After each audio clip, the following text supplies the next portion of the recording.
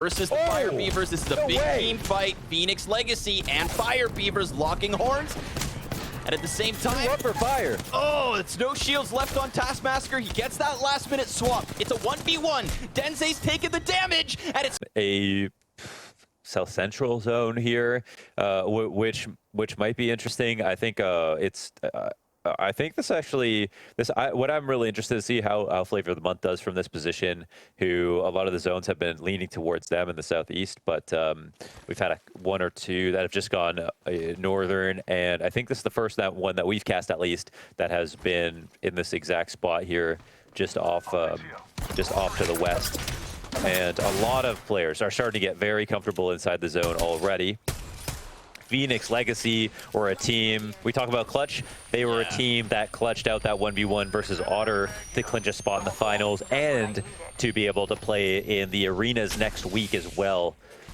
And so they're a team who I feel like have shown that they can punch above their weight and should probably be feeling just convivial already, even if they haven't won yet, about the fact that they're here in finals because it came so damn close. Yeah, 2 separate rounds where we actually had Phoenix Legacy qualify in that 10th spot. So just by the skin of their teeth, but it counts. It gets them here today. And now if they can increase that performance, continue to punch up, then they'll be good to go. But right now we've got an early engagement, a potential squad wipe here very, very soon. We've got major pushers trying to close that gap, looking to get the revive off. It's a Qualix as well on the other end of this. So a heavy hitter. They've got Gibby stuck inside the dome. And I feel like I'd rather be a Qualix at the moment. They're going to go ahead and throw up the crypto drone. Just make sure that the surrounding area doesn't screw them over in the end. There's a lot of teams starting to engage on Harvester. Oh, Askey doesn't want to die, and he falls back behind the cover. This is not ideal, but it's also not the worst spot because I feel like the other teams might fight around them. Yeah, I guess they just wish they had a roof over their head at the moment. There's just no way to rotate out. They gave it a shot. Doesn't work out. We've got a down here on major pushers. And there's just so much damn action already. Ranch is such low HP, looking to deliver some banners. And there are still 20 squads left. No one's actually been wiped just yet, but the competition has been thinned very quickly. Yeah, major pushers on the brink of despair. So close. He gets out of there with the minimal HP. Phoenix Kit's going to come in big. And luckily for him as well, before he Wraith TPs out, he did grab both those banners. So you're dead on. The revives could be good. But the problem is, where does he get this revive off? With so many teams still surrounding him and those easy pickings for KP, you see 2 guys jump out of a revive ship, and I know I'm clicking left trigger. Yeah, that's a great point. He might have to travel quite far out. There's time to do it, but it's such an uncomfortable idea to leave the zone completely, to come back in later. But we've seen crazier things in situations like this. Oh, Dell ends up getting it down in this position. Sonya will get picked up. 789 back on their feet.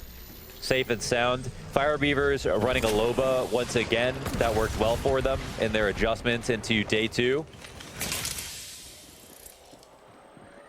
I feel like one of the only teams, of course. One of the teams that we maybe kind of let fly under the radar. They've had decent showings, sure enough.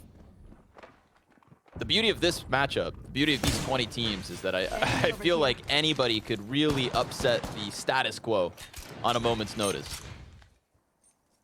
Yeah, 79 are super scary. They don't look scared ever. Sometimes they don't look as good as some other teams, but they've been getting better. They play aggressively enough, and they know how to make things happen. And they're one of the teams where I feel like they could be a dark horse for the event. It would be pretty unlikely considering how thick the competition is, but they've already earned their way this far, and they have closed out games.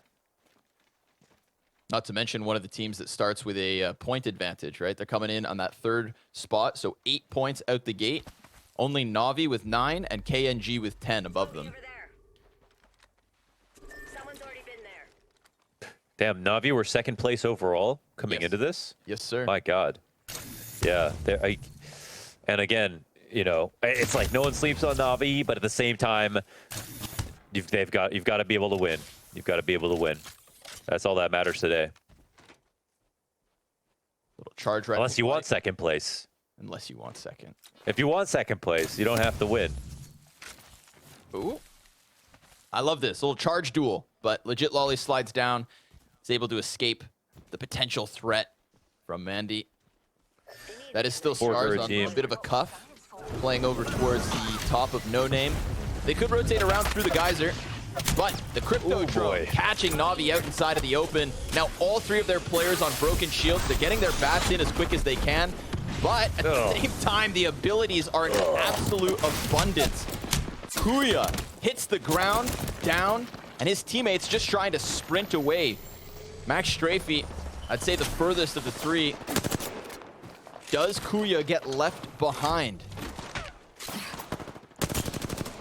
All these teams inside of the Harvester, they've got the high ground, they've got the doors. It's such a difficult spot, Harvester, to get into once we already have so many teams kind of established and well rooted.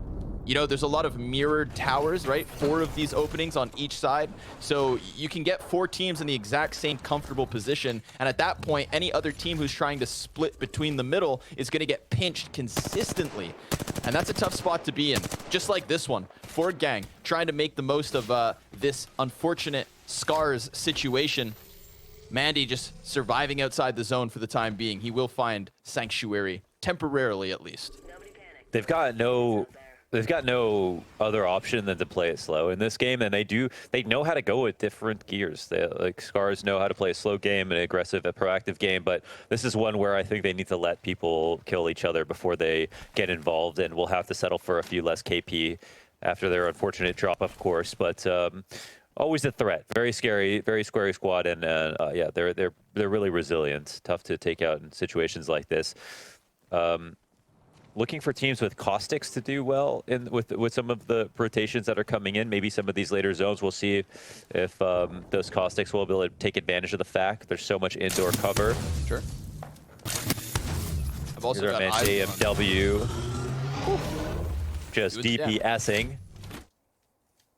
Just taking a look at the minimap, look at that. 2 Loba ultimates already open on top of Harvester. So when we think about how many teams are concentrated here, any sort of downs, any sort of free loot boxes are going to be gobbled up pretty quick. You know, the question was, how many Revenants, how many Lobas, how many alternative team comps were we going to get? And that's a double Loba at the gate. Aqualix, one of the teams comfortably inside of the Harvester. That'll make Kate happy. Yeah, they've got a great spot with Yuki on caustic as well. They might be able to score some KP off this if they play it correctly.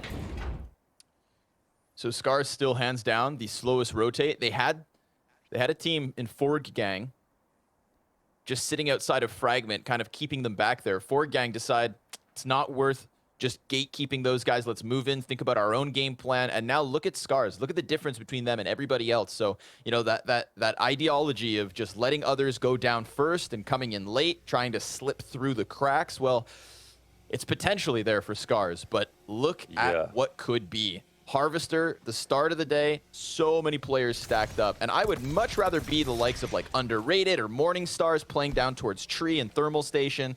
That's definitely a comfortable spot to be on the south side of the circle, especially now that we see that the next zones are going to push some of these Harvester teams out of what they thought could have been an early advantage. Orglis and Hungry going to take to the skies and try to get out of this position before that crunch comes through. And all things considered, I think they're going to be all right. They're dodging a lot of these skyward shots until they get a little closer. Now that they're about to land, I feel like the discomfort of the landing zone could play into it. They hit the ground with broken shields on one and half shields on the other 2, not to mention Phoenix Legacy breathing down their neck.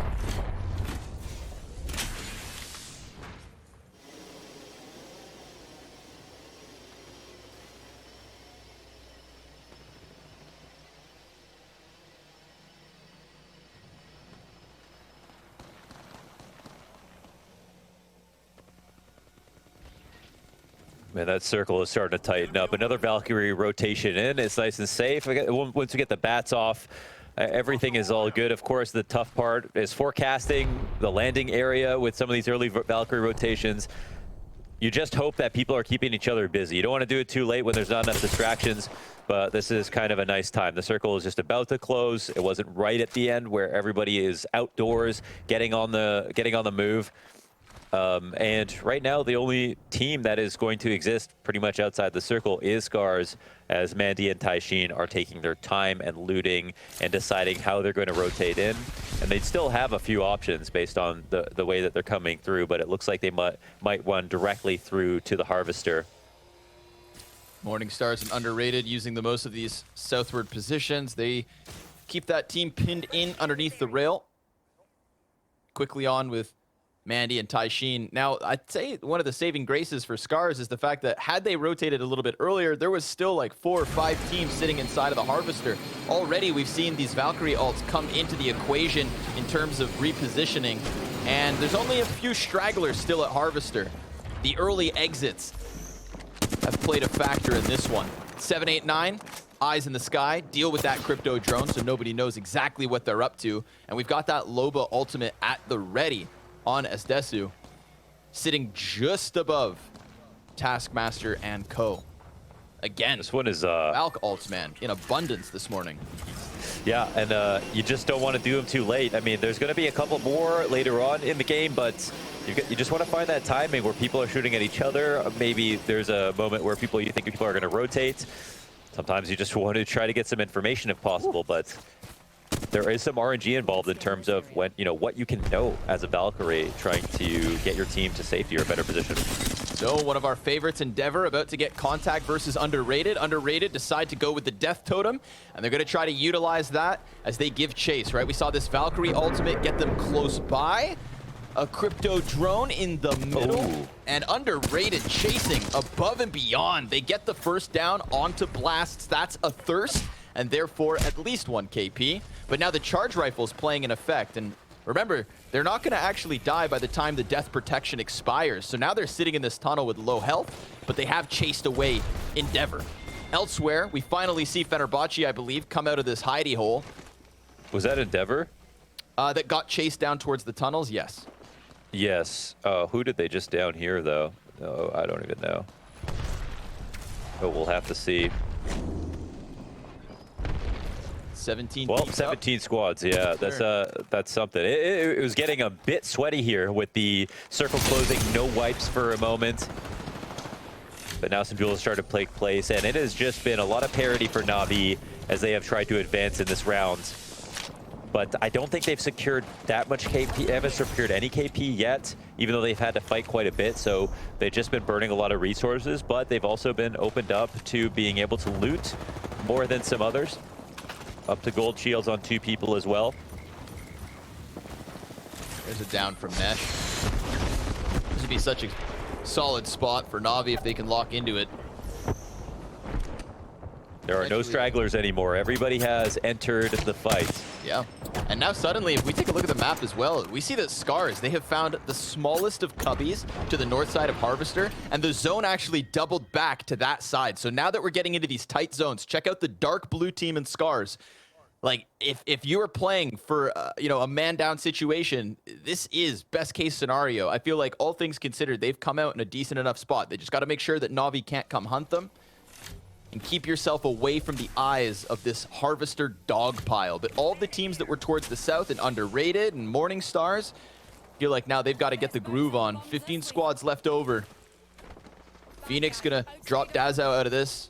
That's Underrated, taking losses. Ford Gang gathering info, and maybe potentially pushing towards the snake. Look at this cubby from Scars. Oh, they're just trying to dodge the missile swarm, and it won't hit the mark, so they're okay to just sit pretty. Ordnance in abundance being thrown down to the snakes. This is Morningstars on the inside of it, just trying to stave off the push. They've lost Nissa. But that doesn't mean that Mask and Mox can't hang on. Caustic Trap's definitely going to help them in this position. Pile them on top of the doorway. Make it super uncomfortable if anybody tries to push through. Looks like Taishin had gone down in the meantime at the hands of 789, but that revive also coming through. Yeah, and that their whole MO was just about collecting resources so they could go up again. But yeah, the bubble comes down. Taishin gets knocked. Mandy on low HP. White health, no armor. Looking to revive. Sitting behind a shield. Putting down shield cells. Not even looking for the pickup right now. Just trying to survive as long as possible. This could be end of the road in round 1 for Scars. And it seems like it will happen. Mandy is getting low. He picks up the recovery banner. He's still dipping and dodging. Goodness. He's gonna Not a fun situation. Yeah, he's got to try to shoot back. I mean, he was using the knockdown shield for the best of his ability. 789. This Valkyrie reposition that put them on top of the roof has turned out to be a great place for damage output. They're definitely getting their hands on multiple teams from this spot. Fenerbahce almost losing Draconian, and they will. Legit Lolly gets the down, and the rest of the team just dips out. Ooh, 2 downs. Kath Ryan ejects downwards as his teammates are slaughtered at the hands of Ford Gang. Nice play here from Legit Lolly. Na'Vi getting into the mix, downs versus flavor of the month. So Maestro even then, looking for the third party. This is that crunch time, and it is all going down underneath the bridge. Good chance for Fenerbahce to actually hold on. Kath Ryan, he's to the left of this bridge support, and I don't think Top Dogs are aware of his position. This is 3 players from Top Dogs behind 1 rock and a solo survivor from Fenerbahce. Now they see it. Kath Ryan puts his face on full display, and that's going to be the killer instinct of Top Dogs to try and chase him down. There it is. Fenerbahce eliminated. Oh, Kath Ryan peeked into way more than he had expected. And we've got Na'Vi just absolutely popping off at the moment. They've got a great eyes down situation. Kuya with the DPS. And all 3 of their players alive and kicking. Yeah, they found themselves in the most powerful position, having everybody else drop off the bridge, being able to look directly downwards and just put down that damage, beaming people for all the KP that they've been trying to get for so long, even though they've had to fight without any reward. 789 dropping a player. Desu and Zanyo left over with a barrage of artillery coming at them. Garner all the while making last rotation. 8 squads remaining. And they found a moment of respite. The Magicians seem to be trying to challenge. They found a chance to climb upwards onto what I believe was 789's spot. Yep, sure enough. Now we're going to see the Loba ability come into play. Look at this stack up of armor. Trying to grab everything they can as the kills trickle in around them. This is a doubled up Loba ult, 1 as well just underneath. And Na'Vi, I would say, in an excellent position. They've got the train yard to work with, but this circle beginning to close. They could technically just head north as the circle gets tighter and tighter, flushing all of the players underneath them into the open. But we'll see. 789 and Na'Vi with this kind of vertical advantage. We'll see if any last-minute repositions can help out some of the underdogs. Still tight zone for 8 squads. Na'Vi still looking to lock down the high ground. Kungarna just playing for points in this situation, being very, very careful. Meanwhile, Fire Beavers still existing and pushing through. So many rotations now coming down. Everyone trying to dodge zone and put out damage if possible. Ooh. And there is some from Max Strafey. But he's stuck in a corner trying to defend with his back against the wall. Yeah, luckily his teammates were there to body block the bullets. He was incredibly low because of the zone. Now Na'Vi, they're going to be on full display for 789. Once that Gibraltar Dome pops, Zanya could have an absolute field day, not to mention the fact that they still have the Loba ultimate. This reposition from 789 early on has already paid off incredibly, and they've got the cover they need. Now, when the next zone begins to close, they're going to be one of the first flushed out into the open, and it's the guys behind the rocks, the likes of KNG, that could come in big. Oh, nice grenade. That's a double. We've got Kuya down to the frag grenade and a kill off of the missile swarm. Na'Vi gets obliterated as they tried to come in quickly, but that corner spot didn't pay off unless Nesh can manage the revives. But this zone's going to chunk him so damn hard. And it begins to close on top of him. He does get his teammates up, trying to play for the teammate, but now we've got Graceful just hiding behind Matey. That's just more points. 6 squads Gambit. Or, sorry, not Gambit, excuse me. Fire Beavers getting off of more damage here. 789 finally forced out of their spot. Oh, but they use the Valk ult to perfection. They're going to be on top of the cliffside, able to dodge all of this carnage down beneath them. Kungarna only now using Graceful to try and secure some final points in this top 5. 789 can look downwards, stare at these ants as they consume one another. And eventually that drop's going to have to happen. Graceful switching out from a broken red shield to a full purple. And he's just hiding in his corner, chilling at the moment. 789 now starting to lose a couple players. They jump downwards. Eva 8 tries to close that distance, but 789 taken out in 5th place. I can't believe my eyes. Phoenix Legacy. We talked about it. Yeah. A team that was on the cusp of elimination not once but twice is currently in the top 4 of this first match. Man, I feel like Fire Beavers are just collecting so much KP after those Navi knocks, but they lose Taskmaster. As Phoenix Legacy show that they're not here just to stick around and wait for a high placing. They're looking for KP as well. Maybe the healthiest team alive. 3 squads remaining. They try to go for this distance. They push inwards versus the Fire Beavers. This is a big team fight. Phoenix Legacy and Fire Beavers locking horns. And at the same time, up for Fire. Oh, it's no shields left on Taskmaster. He gets that last-minute swap. It's a 1v1. Denze's taking the damage, and it's Fire Beavers with the win. That armor swap in the clutch 1vx makes the difference. And Fire Beavers, they managed to take this first match. Man, they were